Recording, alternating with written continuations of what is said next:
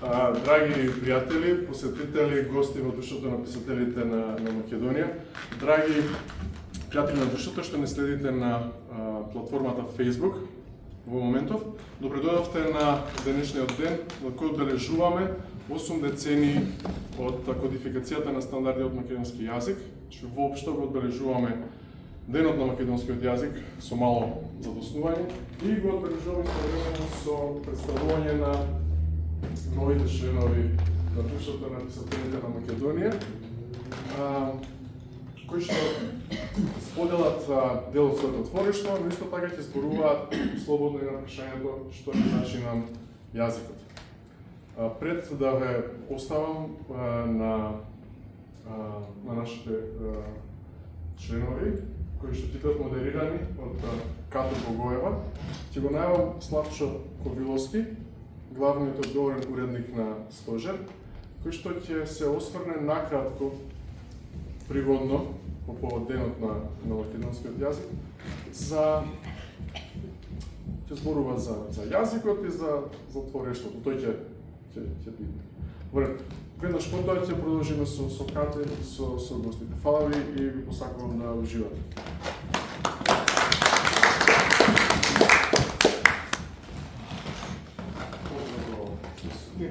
Нови членови на Друштвото на писателите. Поздравам публиката. Спомна Живко ти благодарам за најавата. Како што спомна, годинава се навршуваат 80 години од кодификацијата на македонскиот стандарден јазик. Во теков на овие неколку дена имаше повеќе манифестации посветени на чествување на овој, да кажем, значаен момент по македонската културна, национална и секаква друга меморија. Имаше наставни кои што се обележува на Филолошкиот факултет, имаше настав кој што се обележуваше во Македонската академија на науките. Еве, и Друштвото на писателите на Македонија на ваков начин дава свој придонес кон обележувањето на јубилејот 80 години од кодификацијата на стандарди од македонски јазик.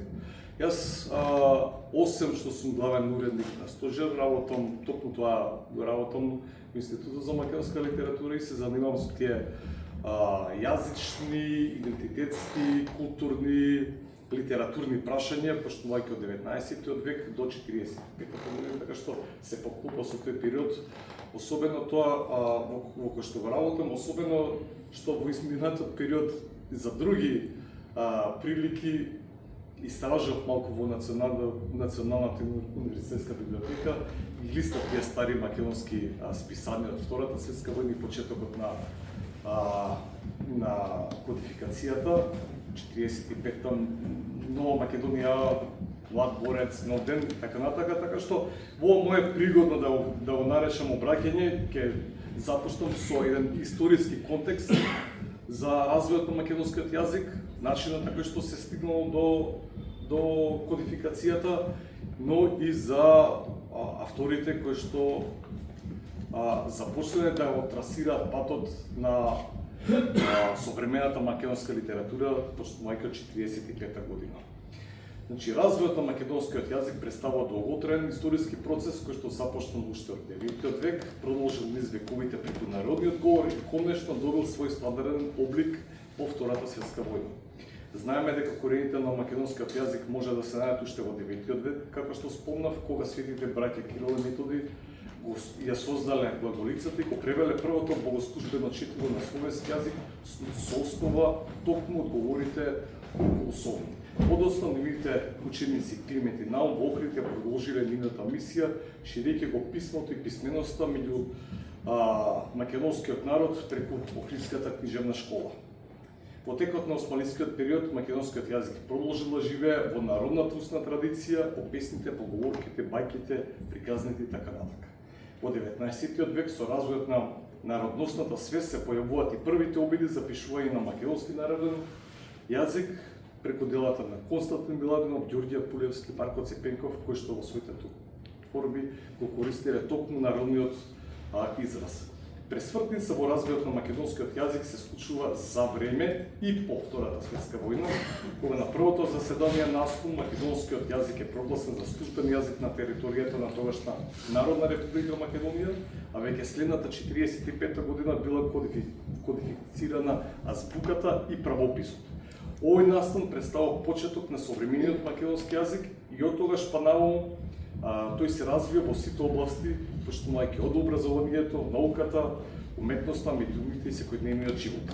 Денес тој јазик на литературата, културата, правото и технологијата, а се изучува и надвор од границите на Македонија. Со кодификацијата на македонскиот јазик, македонските писатели конечно добиле можност да творат слободно на својот јазик. Тоа творештво не било само уметнички израз, туку и начин да се покаже дека македонскиот јазик е зрел, богат и достоен за литература.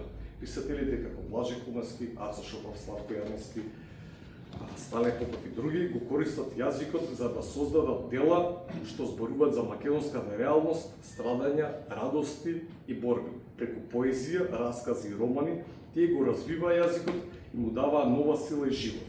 Без развој на јазикот немаше да има современа македонска книжевност, а без творештвото на книжевноста, без творештвото на тие писатели, јазикот немаше да се збогати и да се зацврсти. Во тие години книжевноста стана символ на национална гордост, културен растеж и јазикот како жива алка меѓу минатото и иднината преку творештвото продолжи да се развива и да го чува идентитетот. Творештвото во овој период не служи само за уметнички изразување, зборуваме за период од 45-та година, туку имал и образовна и еманципаторска улога. Тој станал алатка за развој на колективната свест, а литературата простор каде што се формира новиот македонски човек свесен за своето место во светот. Преку творештвото јазикот се развиваше и се издигнуваше на ново повисоко културно ниво. Преку јазикот писателите ги запишуваа искуството на народот и изразија неговата болка и неговата надеж. Оваа симбиоза останува темел на македонската книжевност и до ден денес. Сега, за да не биде ова излагање полно само со празни флоскули, ќе наведам неколку пресвртни моменти кои на македонското авторство му дадоа можност за широка афирмација. Најпрво со излегувањето од печат на ревијата, односно списанието Млад борец, на весникот Нова Македонија и на списанието Нов ден.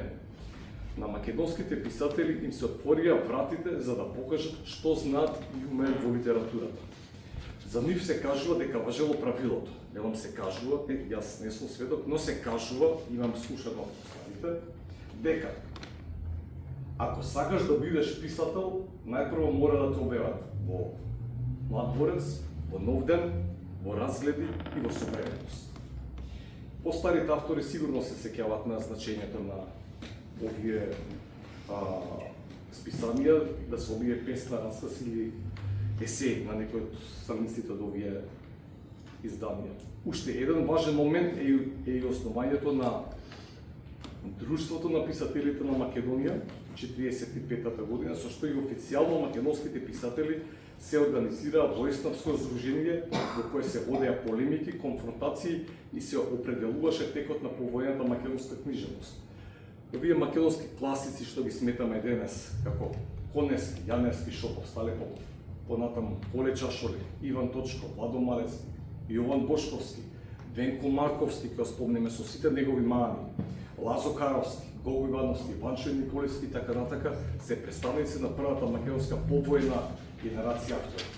Меѓутоа, понекогаш, како да подзабораваме, колку била богата македонската литература до ова време, непосредно пред и по стандардизацијата на македонскиот јазик, треба посебно да обрнеме внимание и на творечките пројави на, би рекол, заборавените, непознатите или помалку познатите автори, кои што своевремено извршиле силно влијание во македонската литература.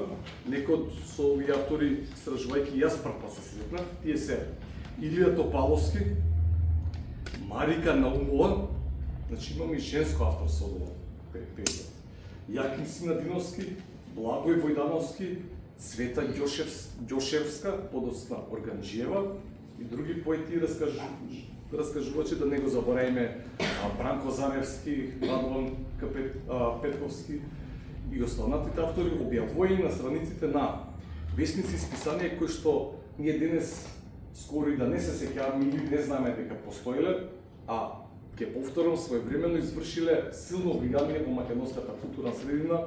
Овие весници и списанија од овој период се Народен војник, Славниот кожух, Нашиот глас, Народна борба и така натака. Интересно е што во време македонските печатници технички не биле подготвени да ги следат усвоените стандарди, како во однос на графемите, така и во однос на правописот. Наведов неколку примери. Буквата Ќ била пишувана како К со апостроф, тие први 5-10 години. Буквата Ѓ како Г со апострофче горе. Буквата Њ била пишувана како НЈ, на што укажува и самото решение на владата на тогашна НРМ, Народна република Македонија, објавено на страниците на весникот Нова Македонија во бројот од 5, 6 и 7 мај 1945 година. Сето тоа набрзо, како што кажа, било коригирано и веќе ја добило својата утврдена форма, инаку и со правописот имало проблеми се барала стискиот јазичен израз. Првите 5-10 години се употребувале изрази преземени најчесто од рускиот јазик, укажува, напредува, обзнанува, сето тоа подоцна е набрзо сменато. Привршувам, македонските писатели денеска користат богат говор и ликови од македонската реалност, создавајќи живописна слика на урбаниот простор, на руралните средини, на човекот во време на големи историски промени, но и за прикажување на ситни, наведни банални ситуации на кои тој современо се наоѓа, секојдневно се наоѓа. Нивното творештво представува јасен доказ дека македонскиот јазик може да изрази длабоки книжевни идеи, комплексни структури. Без литературата на македонски јазик, односно без македонска литература, ние сме безгласна буква во светот, што е поле, ќе цитирам Гоце Делчев, што е поле за културен напредок меѓу народите. Сега во чест на 80 години од кодификацијата на македонскиот јазик, на новите членови на Друштвото на писателите на Македонија, посакувам добре дојде во Друштвото. На сите останати членови посакувам најпрво здравје живот, а потоа и сила за нови дела, за нови творечки предизвици. И се надевам дека почесто ќе се собираме дека ќе се гледаме, дека друштвото конечно има свој каче отворено, каде што стандардно ќе може да се дојде да се дискутира, но и да се полемизира, зашто без полемика нема напредок. Ви благодарам и честитам.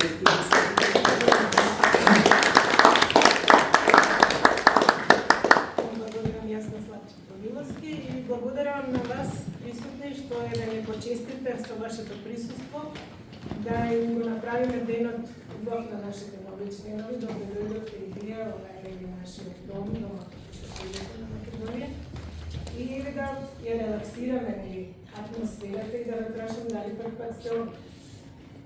Ако ние би сакале да одиме по еден азбучен ред, господина Бојаревски е прв, тој е највозрастен тука, и првпат е примен во Друштвото на писателите, иако има еден обид, препорека од Славко Јаневски и од Видој Подгорец, дури во 1971 и 1972 година да биде примен.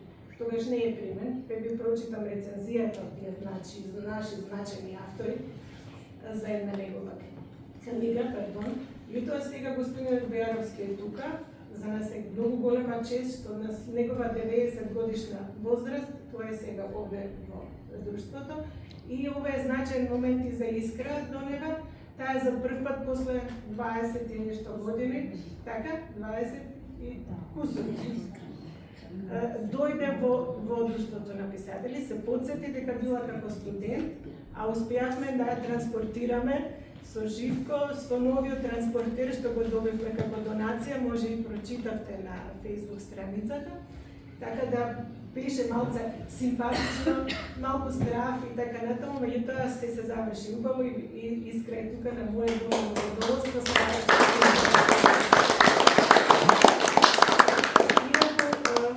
Новите членови што ги гледате се ново примени, минатата 2024 и 2025 25 година, меѓутоа недостасуваат уште двајца, како што можете да видите на овој плакат што го правеше Бранко Брља.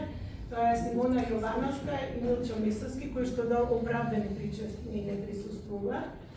Така да би сакала да ве прашам дали се чувствувате пријатно и дали прв пат сте овде и дали некогаш сте била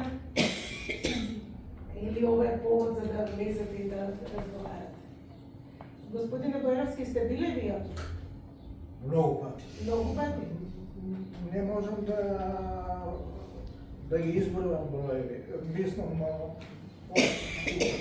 прво јас сум бидејќи работел во моја издавачката куќа, наша книга. Сите промоции на книги, избрани дела, лекти, се ги правевме тука. А како автор читавте нешто некогаш? И моите книги тука. Ги промофиравте, иако не бевте член на тоа? Јас не знаеш, имам друга анекдота за тоа. Меѓутоа, иако не бевте член, доаѓавте овде.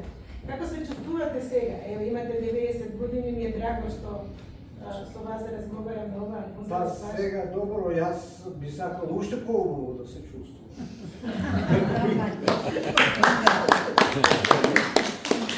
Добро, кога ќе го правиме 100-тиот роден ден, па ќе одбележиме. Може би пак ќе дојдете тука и така да... Чу? Ту ме го се Да.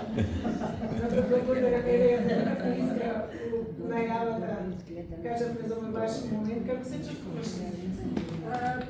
Особено свечено и со особен приоритет кон сите овие предходници наши што биле тука во просторијата, затоа што и сега можам да посведочам дека се чувствува нивниот дух, таа енергија, тоа мало гнезденце, овие книгички, затоа што и ете и како студенти, како мајче, како осмодела по домовите на повозрастните писатели, секојаш би било фасцинентно, секојаш си има своја работна соба, библиотека, сомија и за во иднина јас да си имам тоа. Така сакам да кажам, за нас поетите, писателите е многу битно да си имаме своје капче натопено, значи со душата си ја оставаме тука што се вели. Особено сум возбудена, затоа што навистина имам таа некоја страхопочет кон сите тие преходници, дека само ќе продолжиме по нивните стапки. Добро, благодарам. Еве, имам попитаме господа И мене ми ова, извините, ова ми е втор пат.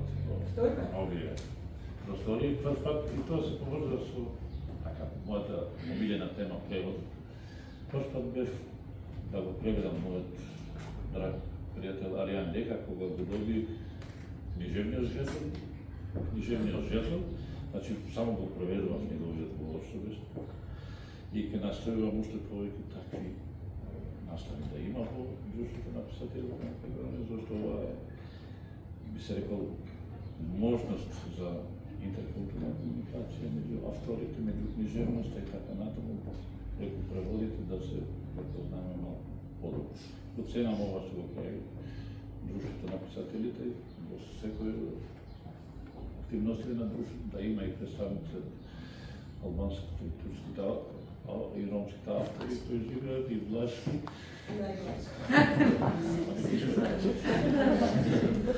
Значи, тоа е добра атмосфера која треба да се негува, зашто живееме во држава кај што е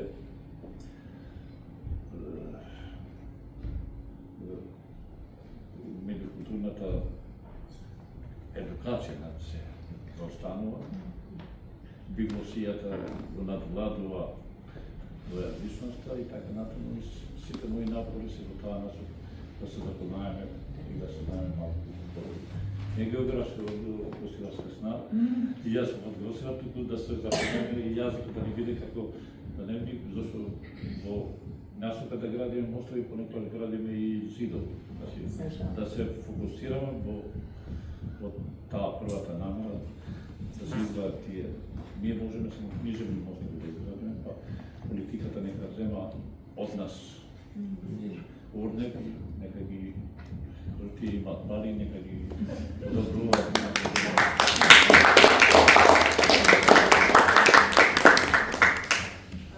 Уште еден нов член пристигна од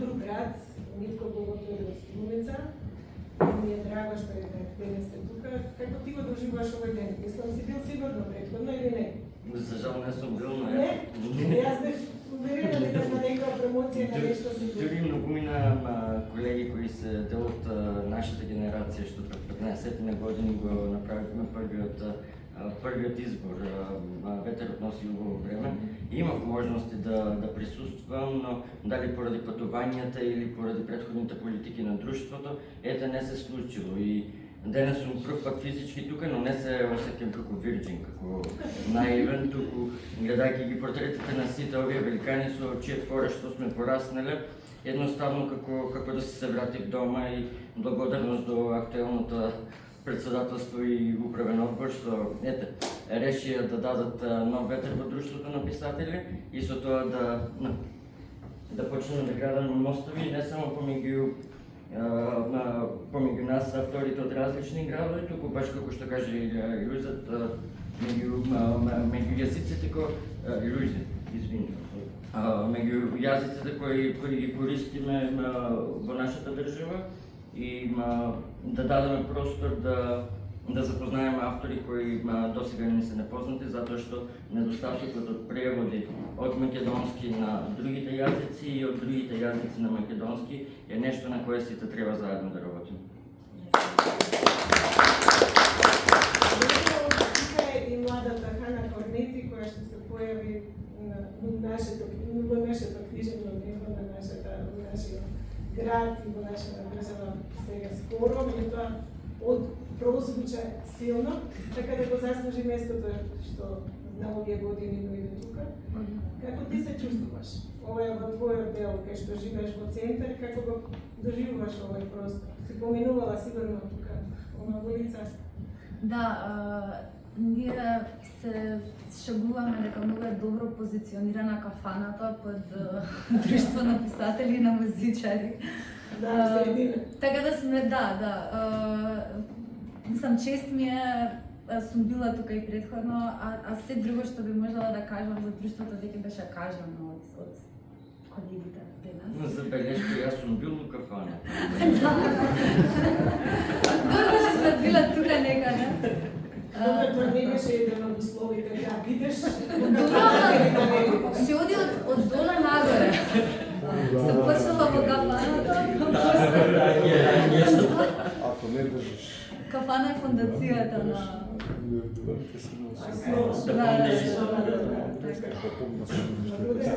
И господјата Драгана Лука Николовски, исто драго ми е што сте тука, како вие се чувствувате? Јас се чувствувам одлично, сум била и предходно нормално во просторите на друштвото. И всушност тоа се случи така што кога Живко стана председател на еден настан, му забележав дека во друштвото на писателите на драмските писатели не доживуваат за еднакви меѓу еднаквите. И така започна всушност таа наша комуникација за денеска да сум тука да ги представувам моите колеги драмски писатели кои што се уште се слабо застапени во друштвото на писателите и покрај тоа што дел од самите основачи на друштвото на писателите биле самите драмски писатели. Треба да ја продолжиме традицијата. Да ги поразговараме издржала вие со вашата кариера до сегашни нешто покажувате дека можат двете страни паралелно успешно да одат. Така да се надевам ќе има нови моменти што ќе сака и публиката да ги чуе. Сега ќе тргнеме поред господинот Атанас Димитар во Заграда Бојарански, тоа е името на вашиот татко или дето на вашиот татко? Вие сте родени 35-та во Смолари, Струмичко, сте учеле учителска школа во Штип, сте завршиле педагошка академија во Битола и филолошки факултет група Историја на книжевностите на народите на СФР, на Универзитетот Свети Кирил и Методи, филолошкиот е сега Блаже Конески. Сте работеле како учител во Девацко, наставник во Ново село Струмичко, сте работиле таму и како шеф на одсекот за школство и просвета во тамошното општинско собрание. Од тогаш датираат и вашите први творечки почетоци на полето на литература. Првите творби ги објавувате во весниците Вечерен репортер, Просветен работник, Студентски збор и во други весници и списанија. Во 1970 година на мајските средби во Струмица ја добивте првата награда за најдобра поема на годината и сте стекнале со право да учествувате на млада струга на Струшките вечери на поезијата. Тоа е 1970. Од таа година сте почнале да работите во новинска издавачката куќа Наша книга, како уредник на училишната лектира и на други издания.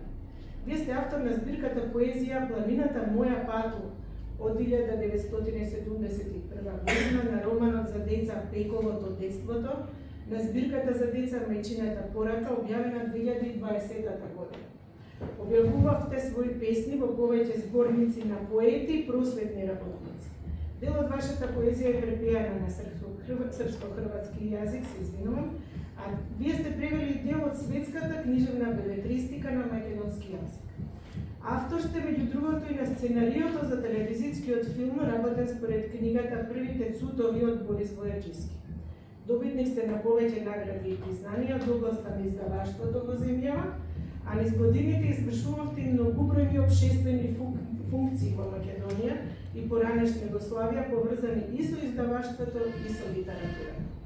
Вие ќе прочитате она што се го исправте вие во соработка со вашиот син, а потоа ќе поразговараме за тоа зошто, иако имавте препорака од Славко Јаневски Видео Подгорец, не бевте примени тогаш во друштво. Повелете, прочитайте си го тоа што го избрав. Може да седам. Како сакате, да, можете. Јас да се извинам. Не морате да се извинувате. Мислам, теже нешто, нели? И другите седат, не е проблем. Се решив да прочитам песната Глас од планината, што нешто не сврзано со наслов. Расцветуваат сините ливади на утринското небо. Крвав одблесок низ гранките плиска, со од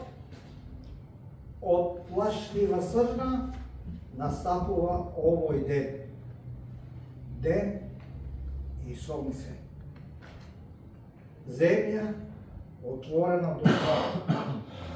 А мене зад ридот нечи глас ме вика. Што значи тој глас? Закана или повелба? Та нели ти ги оплудили тие зборови море на моите дни, кои беа оставени во росата што се лизга под лампите од зелените листја на здравецот и игликата. Та нели си ти таа претрпена маченица по која згазените тревки се дига? Драга земјо, мајко на бигори распукнати, отвори ги влажните очи и пенливите водопади, разголи ги белите дојки и надој го новороданчето. Земја, ден и сонце, а мене зад ридот нечи глас ме вика.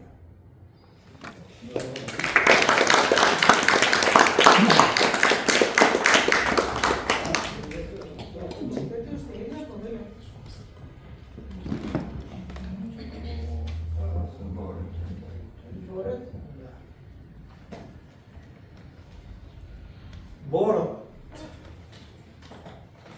Го гледам борот во кожа на волшебник шумски. Тогаш паѓаше дожд и сонцето ги прегрануваше гранките. Денес, молчо, пак го гледа борот. Има жолта коса и го пробива небото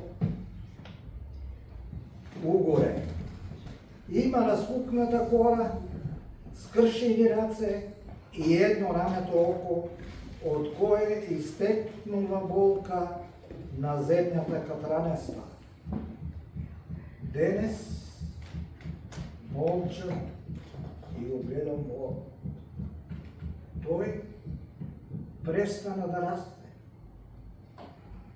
Му ги давам рацете да војува со ветрот.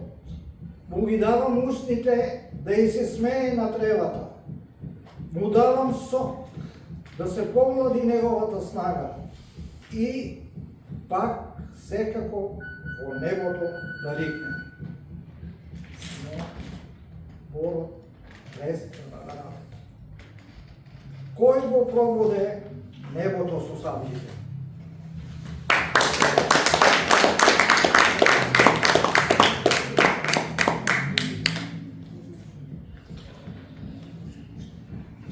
Како што најавив пред малку, ќе прочитам оваа рецензија стара од 1971-72 година.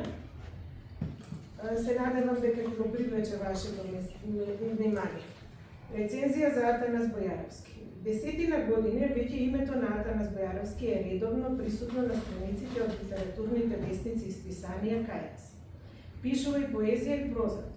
Во 1971-72 година ја објави книгата поезија Планината моја патува, која најде на мощен топол прием и кај критиката и кај читателите. Пораката на неговата прва книга е сублимирана во самиот наслов. Тој пее за светот на кој што му припаѓала неговото детство, младоста и најубавите години од животот. Пее искрено, топло, чисто, со нишкина неизбледена тага, поради минливоста на се она што го викаме безгрешност, прва љубов, први допири со светот во кој исчезнуваат кревките соништа од младоста, а поетот се судара со опората и горчливата вистина на животот. Тоа е поезија на свежи метафори, на искрени чувства, на непринудени извици на душата, што со себе ја носи елементарната праисконска чистота на пејсажот и дејственоста на природата. Атанас Бојаровски е таков и во расказите објавени во периодиката, и со таа разлика што пред унив им се обраќа на младите читатели. Јазикот му е чист, питок, српен директно од народните протоци. Раскажува течно и непринудено, сугестивно до возбуда. Голем број негови песни и раскази се преведени на јазиците на другите народи и народности во Југославија. Поради сите квалитети на неговото литературно творештво, за кое не може опширно да се зборува во една ваква куса рецензија, предлагаме да биде примен за член во Друштвото на писателите на Македонија. Рецензенти Славко Јаневски својрачно и Видој Подмај. Ова е оригинал кој што куца на старите машини. И јас само кратко би ве замолила да кажете. Можете ли кратко да кажете? Како го доживеавте тоа? Покрај ваква рецензија на две големи имења книжевни уште тогаш, да не бидете примени во друштвото? Го поминавте ли тоа? Како? Го поминавте ли тоа како проблем, што продолжувате да доаѓате како издавачи на промоција? Одисеја на која мачно се сеќавам така горко. Горко, меѓутоа успеавте после толку години. После толку, не знае. Затоа да се вратам на книгата, па со ред. На мен ме викна Славко во неговата канцеларија, моето беше преко една од другата страна. И он го црта овој аудио на книгата. Да, го црта, он на сколано на сите корици има што се така познати таму што работевме. Илустрација има на корицата внатре библиотеката, како се вика и така. И одеднаш застана и ми вика: Атанас, скрати го тој наслов, Планината моја патова. Не, викам јас не. Зашто? Голем е, видиш сите наслови са дури неизбрани дела, омари. Зошто така? Па викам, ај сега да не околу тоа да не разговараме, туку дај да видим, оти јас треба да патувам за Струга, а тоа беше зима. 24 степени под нула се сеќавам, затоа што таму имавме кнежарница и некој со кола ја урнал со камион, треба да се пресели. Така да заминав и така остана книгата. Кога се врати веќе дадена во печат. И добра рецензија напишана. Добра рецензија напишана. И не ве примија. Не. Меѓутоа, како автор кој што сте продолжиле да пишувате, Посебна приказна. бидејќи ние не можеме да раскажеме Да. целата, мене ми беше моментот Кратко. Само кратко. Бидејќи го имаме ова како документ, како доказ дека тоа дело било значено и сте можеле да бидете примени. Не сте биле примени, меѓутоа вашата волја и вашата храброст да продолжите ве донесе сега повторно тука. Така. Има нешто тука што сакам да го кажам. Ако можете кратко. Кратко. Имавме на Кале гараж. И штото покупивме нови коли за работа, бидејќи се спремавме лектирата да издадеме. И доаѓа еден тука што работеше таму, вика, там причината нека стоат, ама кај комадорето, а само што почнавме да го возиме, разбирате. И викат да си ги ставам моите дрва, ќе си извадам јас тука, ќе си цепкам и така натаму. Му рекол не. Возачот. Не, јас тоа не смеам да запарам. Кога ќе се вратим и така. И он му се закане. Ќе ме разбери другиот апартамент додека е жив. Нема да ме пуштат во друштвото на писателите. Дори. Материјалите ги донел возачот тука. И ги нема. Ги дадов вика. Ги нема. Човек се представи на телефон, беше во канцеларија таму и така. Значи, јас не знам ништо. Тоа е вака Наравоучение. наравоучение. И за тие што го Ама направиле јас мора да одам оти. Добро, го откривме, значи. И решено проблем. Благодарам. Он гарантира оти му го предав на човекот тај и тај. Благодарам, ја видовме таа абсурдната, кој знае колку политички или неполитички направена заврзлама, меѓутоа вие сте тие кои што сте ја избоили Ама не политиката. знае. Благодарам. Не сакам да ме посмејувам. Добро, ние продолжуваме од по некој азбучен ред. Господинот Митко Богов е вториот и кој е роден 1983 година во Скопје. Тој пишува поезија, сигурно го познавате, кратки раскази, есеистика и публицистика. Неговото творештво е застапено во неколку антологии, стихозбирки и списанија за литература и уметност во повеќе земји. Концептуален уметник и активист. Митко е организатор на познатиот фестивал 100.000 поети за промена. Има објавено 2 збирки песни во антолог Ледена вода во 2014 и Искриено писмо во 2019 години и 2 во Макавеи линија бројки во 2021 и актуелната Бог на бактерии на патерии 2024 година. Она што треба да споменеме дека неговото име се поврзува и со родокрајните средби, кои што се одржуваат, веќе се имаат 17-18 издание. И вие сте множно активен, познат и сте како активист, човек кој што со јазикот ги привлекува јазиците и авторите и од другите земји. Можете ли да ни кажете колку значеше за вас проучувањето интуитивно, намерно на јазикот собствен, на кој пишувате, на другите јазици, колку значеше за вас како личност, дека од овие години правите некаква перцепција, што правите, како правите? Што е тоа, како го доживувате јазикот со кој творите со кои што комуницирате нели секојдневно со луѓето, знаени и незнани, меѓутоа со кои творите и вадите дел од себе, не речеме својата душа, работите. Така, добро. Што значи за вас јазикот, освен комуникација со луѓето?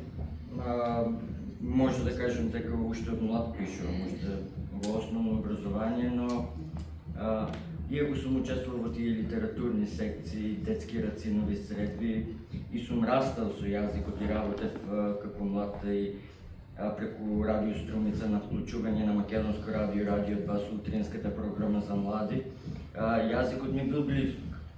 Но генерално не верував дека во еден момент ќе ми стане главен фокус на интерес и на работа, но кога се вратив од Франција со огромно неформално искуство во образованието, освен со формалното образование, тогаш имаше премногу проекти, премногу умрежување, што е европски, што светски, на кои едноставно гледав како другите нации си го почитуваат собствениот јазик. И доаѓа во преиспитување на самиот себе, како може едни италијани или едни германци или едни французи многу ретко да го кршат јазикот ако стварно видат дека суговорникот не може да комуницира. И на почетокот на студентските години имав проблеми со бугарите, затоа што бугарин да слушнеш на македонски многу е тешко, а македонец што си го предава јазикот на втората реченица во Бугарија, тоа од петричната му почнува. И тоа ми беше иритантно, или кога ние им говориме на србите на македонски, а србите на нас никогаш не се обидуваат да ни вратат. И имам среќа да го запознам на Майкл Ротенберг, кој е основач на 100.000 поети за промена, и тоа е за прв пат ја добив акредитацијата да го направиме 100.000 поети за промена во Македонија, и едно од основните капести на фестивалот беше да го презентираме нашиот јазик надвор, но исто така и да видиме странски автори што пишувале со тоа што ќе ги разработиме преведувачките механизми кај нашите колеги кои се занимаваат со превод. И искрено сум задоволен што овие 15 години таму некаде долу на истокот Струмица и поети за промена се светилник некако кој го брани македонскиот јазик, но истовремено сме биле домаќини на стотина во овие 15 години поети од истокот до западот, од Африка, од Азија, од Јапонија, Централна Европа, Америка, Шпанија и така натаму. Но исто така од друга страна па имав потреба да не ги мешам, ако може така да се каже, роднокрајните автори со тие што заслужуваат меѓународна сцена. Со оглед на, како што кажавме пред малку, на оф-топик, дека се случува хиперпродукција и туалетизација на книжевноста, и сметам дека Струмица и роднокрајните автори заслужуваат еден настан кој ќе биде базиран само на луѓето кои живеат во Струмица и Струмичкиот регион, а ќе биде неформален во однос на тоа што сценографијата, односно амбиентите и локациите секогаш се менуваат, па сме биле на Колешинските водопади, по неколку манастири, на неколку алтернативни простори на зградот, и последното беше токму во Смолари на Смоларскиот водопад. Ама на тој начин со родокредите си го чувате и диалектот. Да, овде освен што имаме шанси, освен што им се дава шанси на авторите да творат на официјален македонски, овде имаме шанси и преку фолклорот и преку најразлични гости кои биле дел од музичката програма, но исто така и луѓе како Киро Донев, пример, и некои други кои се борат за запазување и заштита на диалектите, особено ние за струмичко-штипскиот. Добро, благодарам. Интересно, можеме подоцна и доколку и вие како публика сакате нешто да прашате, да споделите некое искуство, повелете ги подоцна. Сега со Искра Донева јадиме по некоја случај. Да, извинете. Добро, како се река? Да, извинете. Да те поминам. Фала што ме подсетите. Има да те поминам. Скриено писмо. Не заборавајќи напишаните зборови, оние гласови што ја покорија радоста на твојот глас. Обедини ги градовите, помести ги мостовите, во средината постави борец, пушти го белиот ловец, не грижи се. Оној што победува, запишува.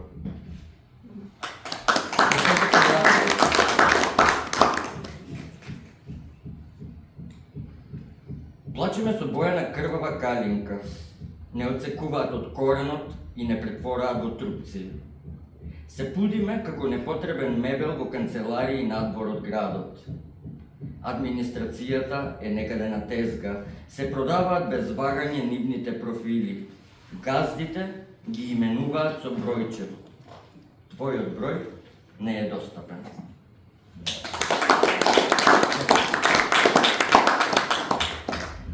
Сега за Искра Дунава. Искра е родена 1983 година во Скопје, завршила магистерски студии по политички науки и дипломатија и по македонски јазик. Корпоративна книжевност. Корекција. Авторка е на трудот конфликтот на интерпретациите и разбирањето на наративните текстови, кои што го издаде Восток од Битола во 2018 година, и таа е пред се поетеса, најпрепознатлива и најпреведувана поради нејзината хаику поезија, во нејзините малечки, убави книгички. Татко во 2013 година, Скакулче игра плочка во 2013 година, Лазараполски хаикуа во истата година и Калеидоскоп во 2015 година и други дела. Има и љубовни далги, има и говорот на срцето, има и кучки изгреја птиците, и небеска раскрсница, и јас принцеза од бајки и уште многу куки. Има нешто мобилниот, сакаш да читаш од мобилниот поезија? Па да, реков, овие ситливе си ги знам не напамет, но ги може и од нив, но ето така се инспирирам да прочитам нешто што мене ме представува, значи љубовно писмо од Јас принцеза од бајките од 2014 година. Од секогаш замислувам каква сум била во претходните животи или во оние што следат. Јас сум ренесансна девојка на која одлично им прилегаат балските фустани, чии долништа шушкаат заводливо додека занесно танцува на носичева светлина. Јас сум девојка која можеш да ја предводиш со прошетка во кајче преку езерото и продорен поглед во очите кои ги штитам со дамското чадорче за сонце. Јас сум занесна убавица со избајано тело и кадрава руса коса, искусна кортизана од дворот на француските кралеви која течно зборува неколку светски јазици и умее да пишува суптилна, но провокативна поезија која ги соголува душите со мудри зборови, исто толку добро и походно колку телата во креветот во таинствените ноќи. Омилена љубовница сум по која го обиднуваат сите, посакувана и обожувана и дарувана ко Божица, само затоа што оној по кој таа копне принудно се откажа од нејзината топла и нежна женскост. Понекогаш се фаќам себе си како ти пишувам љубовни писма, со перо и мастило на маса од орелово дрво и ги запечатувам со смесел љубов, насмех и допири, парфем, воздишки и солци. Безобразно смели и доволно вредли да те пронелат и дофатат низ времето и просторот, за да ги заскокоткаат твоите фантазии да ти ја зобријат крафта. И тука ќе се надоврзам, значи, што за мене представува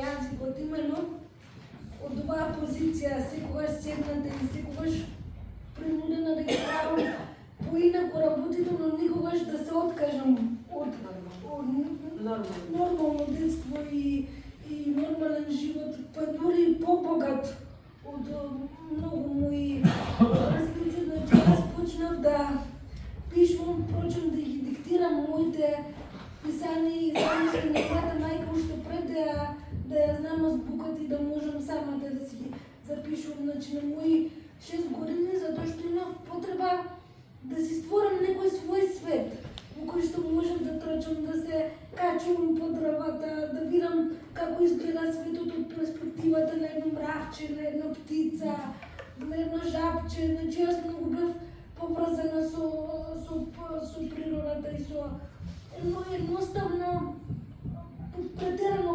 комуникативна и темпераментна личност, која што бараше начини сето тоа да си го изрази. Затоа втората песна која што сакам да ја споделам со вас исто е кратка. Галебот, тоа е метафора некоја за мојата душа, били се е мирно. Мислите залутале, но галебот во мене мирува. Тој се вдигнува во височините за неотподутливо да ги освои со својот возвишен лет. И како се му крилија да ги шири, замагнува со нив и заграбува дел по дел од таа небесна шир. Значи, ветрови му преко со слобода мина и живот безгрешен во вртмози да сонуват, но тој е безгрешен в таа шир што жадного живот значи. Без разлика на сите животни предизвици, галебот во мене останува да живи, иако ова песничка е напишана во раното детство, да речеме, меѓутоа останало како некој печат на мене. Хаикото, со хаикото се запознам како форма во студентските денови на почетокот, но јас сватив дека всушност цел живот јас го живеам хаикото. Сега само му е правилната рамка, нели, да ги ставам сите тие мигови доживувања, како што велел Ролан Барт, тоа е значи доживување на мигот, доколку сте имале фотоапарат, нели, порано биле поинакви, односно филм во фотоапаратот, па сте заборавиле да ставите, тогаш сте принудени тој миг да го зачувате во вашето сеќавање, во вашето срцето, отпечаток, таа неповторливост, тој спој на природата, на човекот со природата, на минливоста, на така и затоа едноставно хаикото е моја биографија, може да се каже, например, на зборот на Господин Бојаровски, Борнишна граница, на прозорец за добро утро, тоа е бришење на границата помеѓу објектот и субјектот. Да речеме. Добро, имате можности да си споделите и понатаму и искуство. Она ме прозва на некој начин да не разговарате, може би за Или хаикото исто така спој на ситното и големото, на блиското и далечното, вели исторен сок мјака, меѓу твоите другата река. И многу други такви. Значи, книгата Татко, која што е посветена на мојот татко, и мислам дека ќе е едно лично простување со него, но се излажам затоа што заборавам дека, впрочем, секој од нас има татко.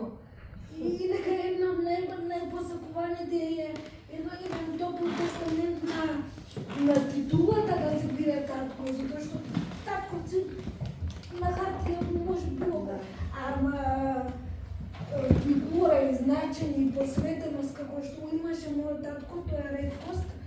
И така едноставно преку јазикот јас си ги зачувам сите тие мемории, сегашни идни минати.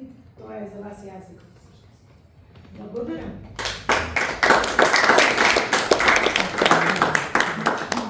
Сега за Хана Корнети ќе ви прочитам малку. Таа е родена 1992 во Скопје, дипломирала историја и филозофија во Анкара, а магистрирала на културолошки студии во Истанбул.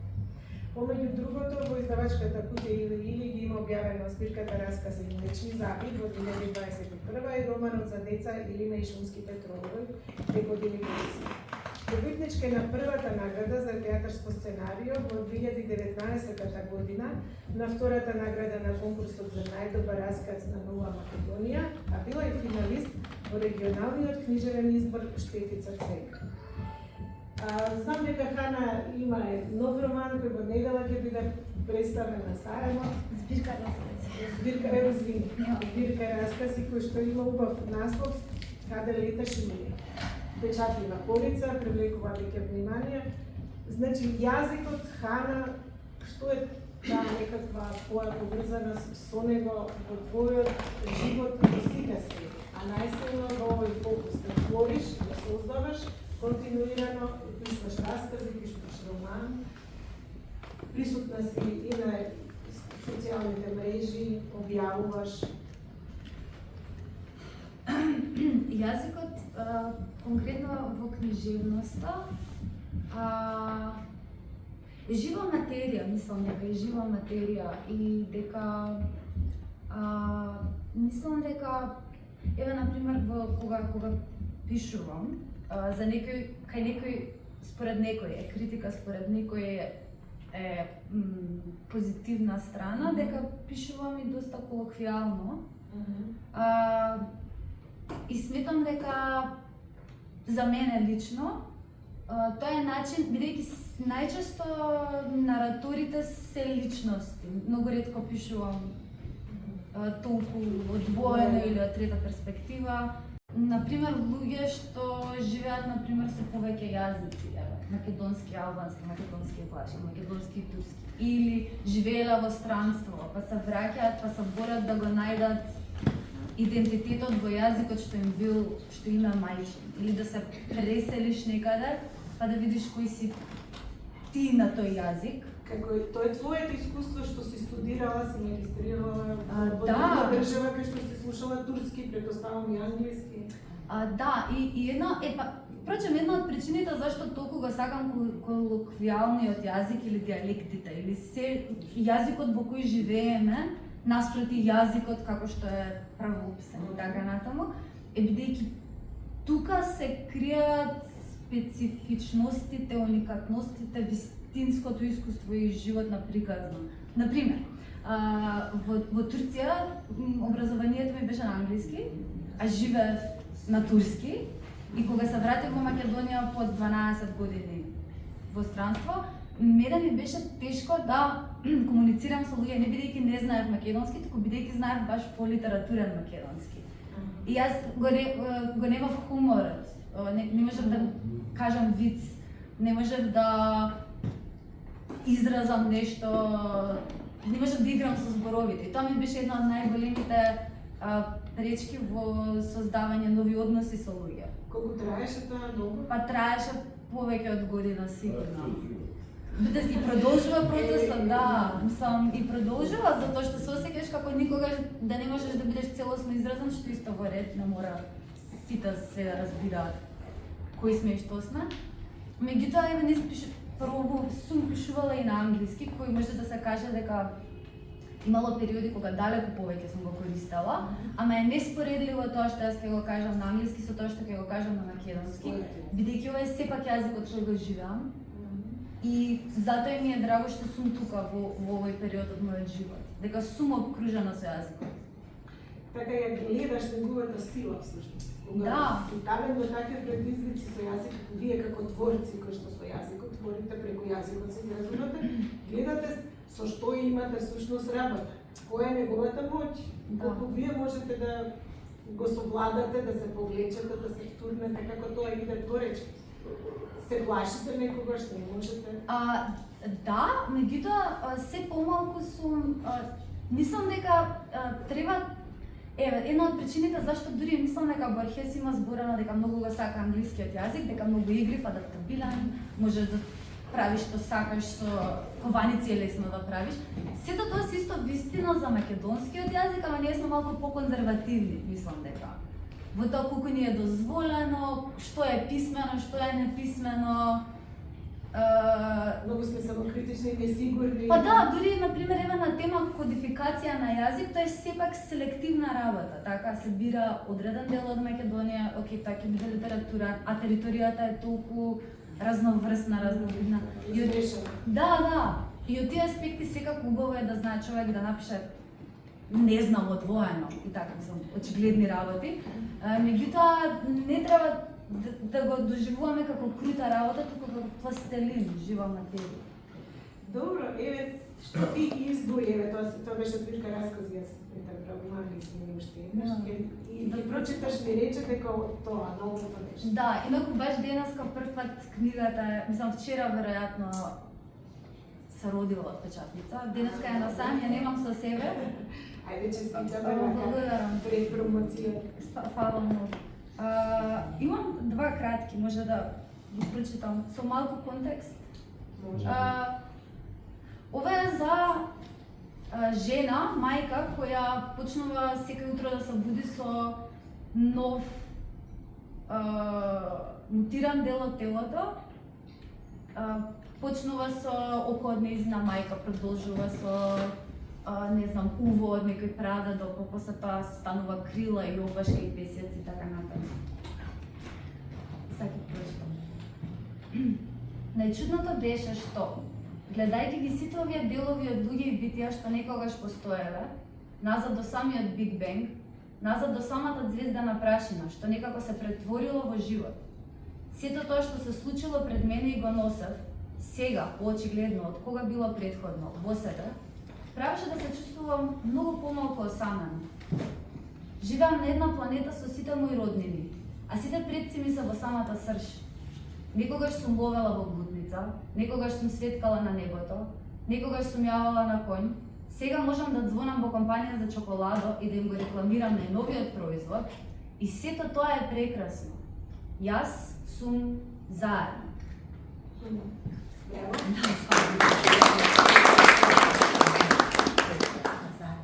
Вториот цитат, контекстот е дека станува збор за... Впрочем, целата нова збирка мислам дека е најмногу за подвоеноста во секој од нас и се убавата работа во книжевноста е дека може тие внатрешни борби да ги вадиме низ ликови, може би дури терапевтски, обидувајќи се нешто да споделиме и за себе да си решиме, како што сите тука забележаа. Да речеме дека секој живот е еден свет. Тој еден свет во себе ги носи рајот, пеколот и чистилиштето. Во тој свет за споредба, среќата е некој мал градинарски украс, гном, кој го гледаш од време на време, ваму таму. Би било тотално исчукано да го влечкаш на секаде, стиснат меѓу мишката и ребрата. Би развила главнатина во форма на гном на ребрата. И после, например, влегуваш во бутик и пробуваш градник во кабината и продавачката влегува да види дали знаеш сама да си го одбереш точниот број и гледа трага во облик на гном на твоето тело. Тотално морничаво, ќе помисли дека имаш гномитис.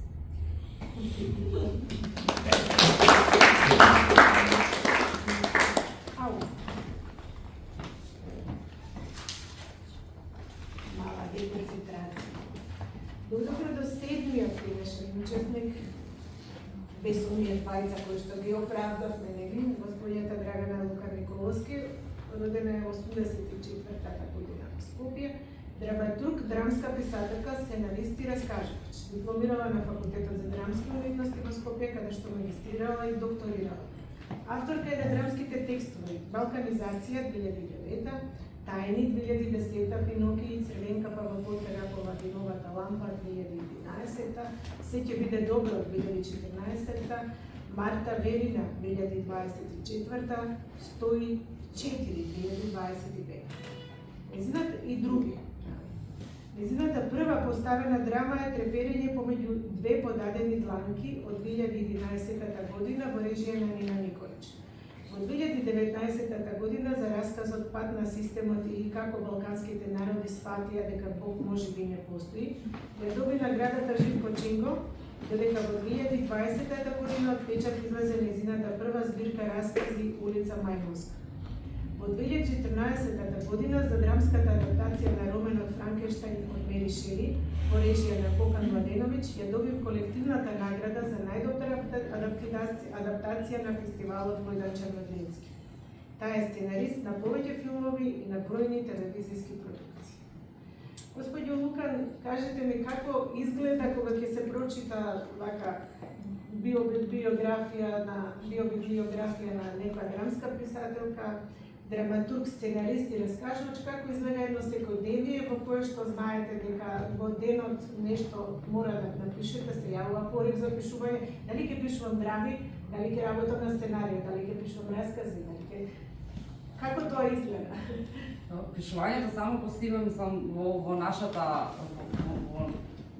занаед, ако така може да речеме, е нешто што не на тренинг. Значи, мора константно да се пишува. Не постоја онаа идеја дека сидам во некој поткроје со перото, имам хектолитарно вино и тука ќе дојде музата. Не, пишувањето драми, особено и сценарија, е нешто што подразбира многу вежба. Значи, тренинг, буквално како кога се тренираат спортистите за големи предизвици. И всушност, мојот работен ден почнува како работниот ден на секој човек. Во 9 часот седнам пред компјутерот и најчесто станувам во 3.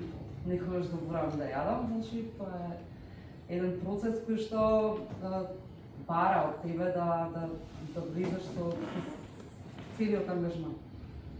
И тука нема застанување, не правиме план, нема 3 дена да пишувам, за да можам 3 дена да пишувам, затоа што тука е многу неизвестен теренот. Не, никогаш денот поминува само во зјапање во тоа што напишано за сега и многу често денот поминува во бришање на многу од тоа што се напишано за сега. Значи, во суштина пишувањето драми и сценарија е процес кој што трае долго. За една драма најчесто требаат 6 месеци до 1 година да се доведе до некоја прва верзија. И тоа е еден процес кој ќе видиш ти драмата, таа има 50 на 60 страни, значи не станува збор за некој многу обемен текст. Но бидејќи драмското пишување за разлика од пишувањето проза има потреба од концизност. Значи драмата не дозволува да има вишак зборови. И затоа кога се пишува драма, треба многу пати да се препрочита на глас, диалогот да се следи, за да се види технички како тоа треба добро да звучи. Како звучи јазикот, како звучи напишаниот збор. А кога ги гледате вашите драми, драмски текстови поставени на сцена, кога ги говорат други умеки, кога говорат актери, какво е тоа доживување? Вие кога пишувате ви звучи во главата, јазикот, зборот, или кога некој друг го изговара, дали некогаш велите не оваа реченица со таква сила, млака, не е таа што јас сум ја напишала. Убавината на театарот е во тоа што ние имаме процес. Значи процесот трае од прва читачка проба до премиерата што е во публиката. И во суштина најстрашниот ден за еден драмски писател е првата читачка проба со глумците. Значи тогаш прв пат се имаш вистински се соочуваш со читањето на тоа што ти си го напишал и како некој друг го доживува. А бидејќи многу чисто намерата која што ја имаме, кога некој друг ја чита на некој принапад начин. И низ процесот на работа всушност се доаѓа до тоа да, особено ако имаш прилика да имаш жив автор како што сум јас, па да биде присутен во делот процесот. Во тоа учи многу и самиот автор, учи екипата за тоа како се гради на драма, кои се тие карактери. На крајот мислам дека се добива резултат. Всушност една драма се смета дека е завршена дури после нејзината преизглед. Значи секоја драма која што ќе се издаде само како драма без да биде изведена е на некој ниво полупроизвод. Кај сте сега, Денове, во кој парче? Отвориштвото, што пишувате? Денове баш во ова време ја завршив својата втора книга, прозна, која што ќе биде една малку интересна форма роман во раскази. Че станува за 11 припазни, кои што се и места меѓусебно поврзани. Значи, внимателниот читател ќе може да ги најде фамилиарните конекции меѓу ликовите, но секоја приказната функционира само за себе. Освен Да, значи така тоа е концептот, се вика 11 проверени начини како да ја заедиш љубовта. И се надевам дека наскоро ќе излезе. Не приски го колко и пригледа да имаш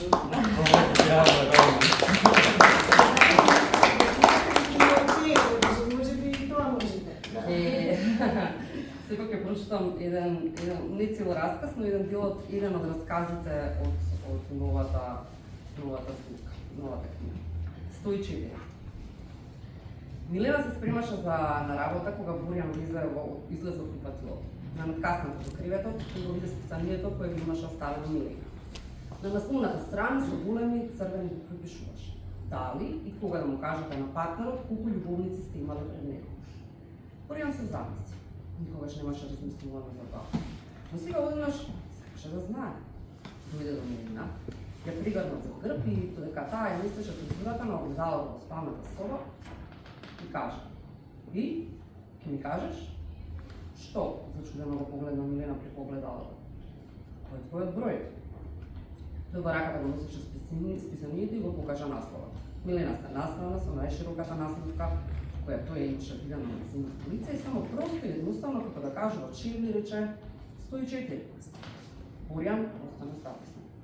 Милена почнеше на работа, се сврте, брзо го бакна во неподвижните усни и замина кон братата. Пред да излезе Борјан викна кон неа: "Што 104?" Па мојот број одговори таа низ насмевка и за мене здрави. Тој јадно што некој време зјапаше во својот удраз огледало. Одеднаш, ништа повеќе не беше исто. Само повторуваше во себе 104, 104, 104. Довија кошмарни мисли го оттргна телефонот и упорно звонеше. Реалноста го помогаше да го започне денот. Бојан само сакаше да се затвори во станот, да избега од светот во кој постоја 104 други мажи кои никогаш биле со неговата Милена. Денот му поминуваше неподносливо споро. Излезе на појадок, но не чувствуваше глад и само седна на една клупа и ги загледуваше мажите кои поминуваат покрај него. Не можеше да верува. Секој од нив можеше да биде еден од тие 104. Потоа почна да размислува дали е тој бројот 104 или се 104 без него. Интересно беше тоа што како осомнителни ги доживуваше само оние кои му се гледаа згодни или пак позгодни од него самиот. Потоа почна да размислува за самиот број 104. На брдото каде што трчаше имаше точно 104 скали, кои тој секој ден без проблем ги искачуваше и сметаше дека не се многу. Но сега се чувствуваше дека толку многу скали требало да има до самото небо, до стратосферата. Веќе долго време бараше нов стан, поголем. Сега, од кога ја најде Милена и од кога свати дека почна да размислува и за деца. Неговиот сегашен стан беше мал за една семејство, имаше само една спална соба и само 104 квадратни метри. Сега веќе не размислуваше така. 104 квадратни метри беше солидно голем стан. И плюс ако се направи само еден цит и се намали дневната соба, може лесно да се добие уште една спална соба. А дури може би и две, ако има потреба. Целиот свет и целиот свет во Трајгорија се промени во моментот кога од устата на Милена излета бројот 104.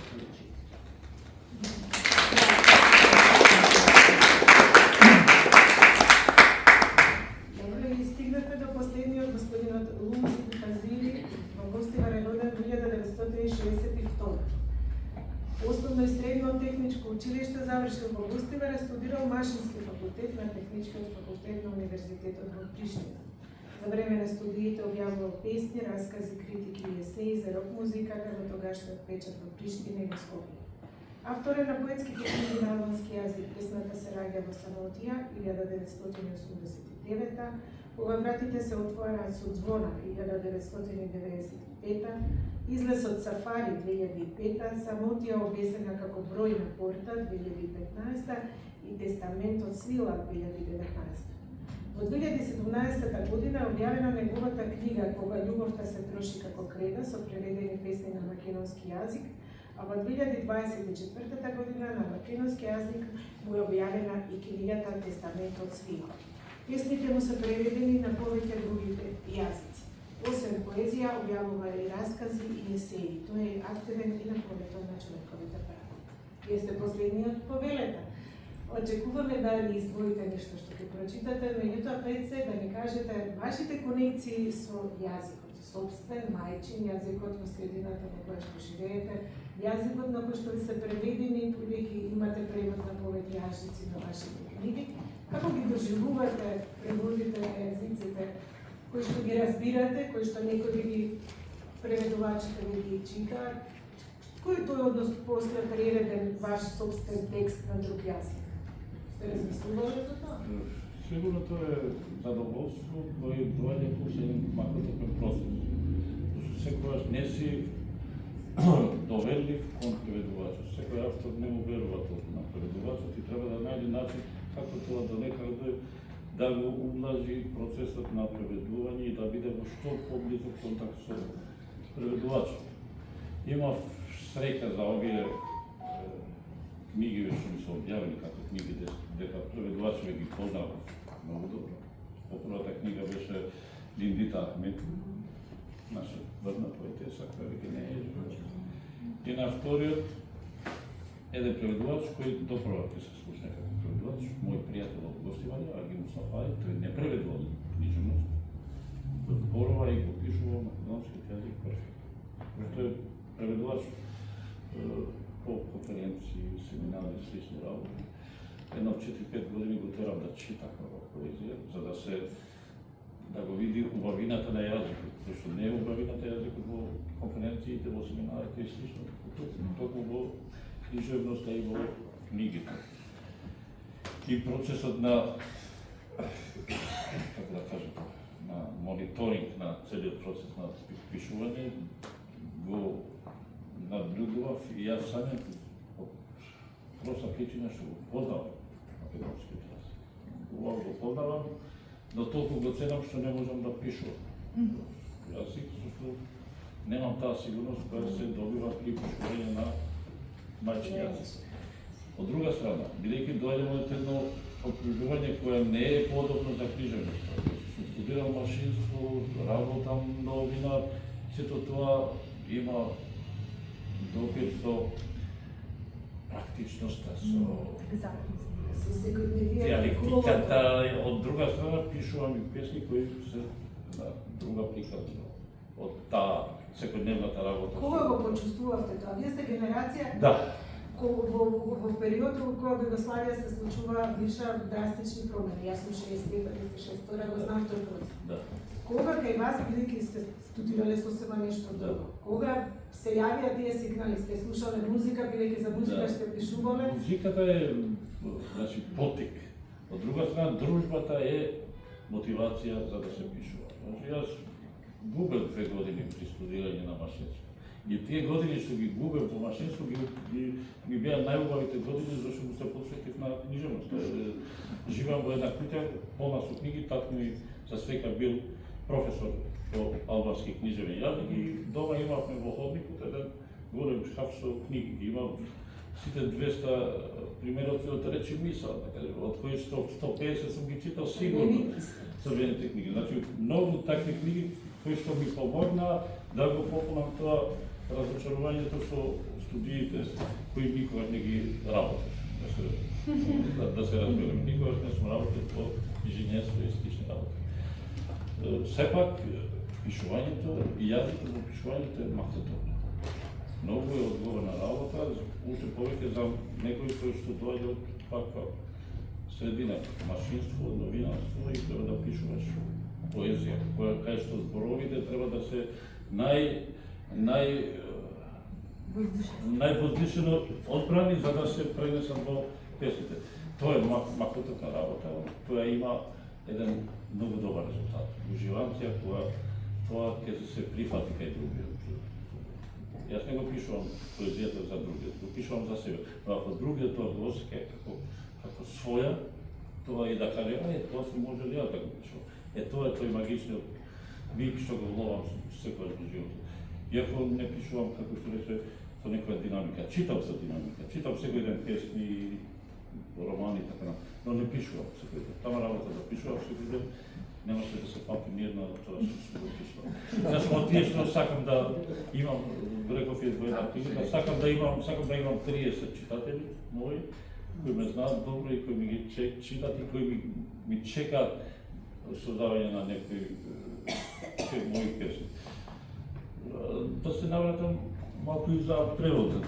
И ми се подсети на една изјава на Олга Токарчук, добитничка на Нобеловата награда, која вели, книжевноста е една во светот, без граници. И постојат преведувачи кои тоа книжевност го прават универзална. Значи, многу е важна улогата на преведувачот за да може книжевноста да е универзална. Преку таков канал како што е преведувачот, книжевноста станува универзална вредност. И од тука малку им се дава значај на преведувачот, на избор на преведувачот, на мотивација на преведувачот и така натаму. Да кажам, во Македонија нема на албански сертифицирани лектори. За жал нема и секогаш ти си несигурен во тоа што си го објавил и тоа те држи секогаш по некој грч, дали нешто не е во ред со книгата. Во последната книга има еден сврзник кој ми се наметна така, кој ме убива. На секој што ќе му дава, прво ќе го шкитам тоа, па ќе му да давам. Одговорно се така, кон јазикот мислам дека над се тоа што не прави автори, не прави поети, не прави складатори така. Ако не сме одговорни кон јазикот, и книжевноста не е тоа што треба да биде. Токму книжевноста е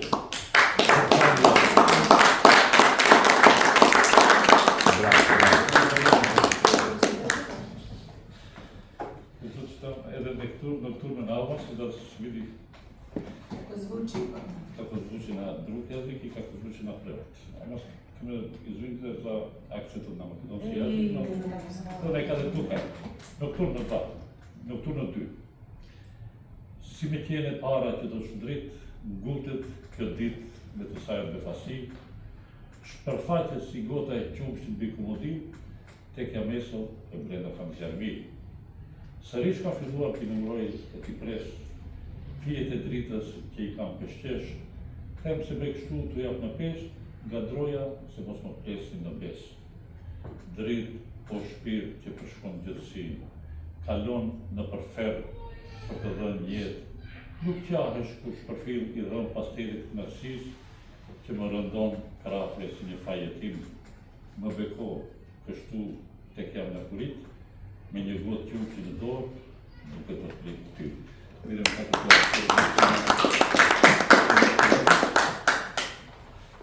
Nocturno 2. Како да е прв што блеснал, брзо овој ден со своите изненадувања, се појавува како чаша млеко на комода, трезен сум, а однатре бријам. Поснав повторно да ги бројам и ги чекам даруваните нишки на светлината, велам дека правам така, за да му давам тежина, од страв да не ме изневерат. Светлино, душо, што ја вземаш вселената, поминуваш низ пеколот за живот да даваш, да се жалиш кога те занемарувам, не се жалиш кога те занемарувам, предаден на мракот на задоволството, што ми тежи на плечи како вина, сирак, благослови ме Ваков, како што сум гол, со чаша млеко в рака, чекајте тебе.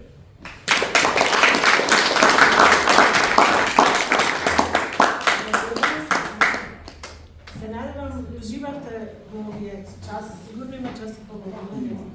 Дали имате некој прашање, дали сакате да споделите нешто по велето? Прво се извинувам што започнав надале известен напреме, меѓутоа има некои врски и така. Вака, јас доаѓам од Поречието, така, Поречието брои 54 села, центар е Македонски Брод. И сега ви е подпрашал, едно подпрашање за, мислам, Драгана се ми каже ова, што пишува драмски, иначе театарот ми беше од Корзо, право иде во театарот Петре Парличко да ви гледам на времето и така. Меѓутоа прашањето е за тебе, подпрашањето и една асоциација. Во Поречието, во Македонски Брод, вториот ден велите се одржуваат единствените обичаи во православниот свет во светот, значи до земјината кугла. И сега, јас имам една манифестација тамо, подписи на срцето, алудира на секој што го напушти од родниот крај, меѓутоа го носи како подпис, како печат во срцето, цел живот. Така, и таа македонска телевизија ми медиски покровител, 15-та јубилеја. И сега, на таа манифестација, јас еднаш таа манифестација ја правам на местото викано Тулбе. Местото викано Тулбе, една зарамнина, каде што има едно од светите места кои што се посетува на вториот ден, Великден. Така, сега, до местото викано Тулбе, каде што има црквичка Свети Никола, прастара црквичка, од зградата на Сарајот, каде што има станари, сега кај што бил сместен главниот во Отоманската империја, водат 104 камени скали. На секоја скала јас тогаш ставив свеќа, и Джобси учествуваше, Серафина Фантаузо, Светлана Христова Јоциш беше жива исто, Митува Спасовски, така. Меѓутоа, подпрашањето е за тебе, сега, бидејќи овие 104 скали се поклопуваат со твојот број од 104 љубовници. Ја не знам дека тоа, ја знам дека тоа не се 104 љубовници, него е поврзано со нешто друго, бидејќи во Македонија една брачна двојка, сопругата да има 104 љубовници е некој абсурд, мада сме имале сите. Меѓутоа, да не дојдам многу. Од кај го извади ова света бројка 104, која што на некој начин е света, бидејќи се поврзува со едно свето место во Македонски Брод, кај што од Сарајево до Тулбето, една заедничка весела за време на Отоманската империја, за тоа се нарекува Тулбе, одат 104 скали. Сега, кај го излезе? Зашто не беа реално, дека беа 7 љубовници, или 7, или 9 е мој број. Тоа сакам да се праша. Прочитав од овој расказ, излезов во книгата и многу размислав дали да го оставам во контекстот на ова прозно дело, или бидејќи самиот расказ е исто така инспирација за мојата последна драма, и всушност кога ќе ја гледате драмата, ќе го добиете одговорот на ова прашање. А јас мислам дека си била на мојата манифестација во Брод, па си ги броела скалите. Да си мора да ја гледам драма. Следно, не спрема за Ама та прилика сандена баш па да, на 26 мај.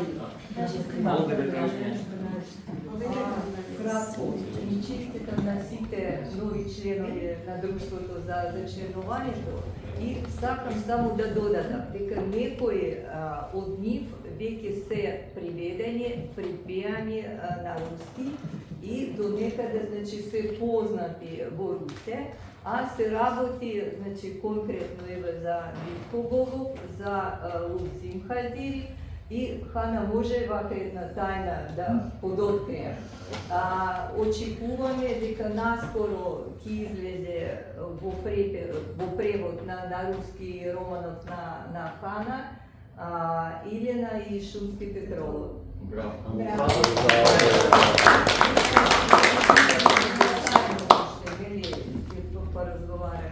Hoćete na јазикот и преведувачите.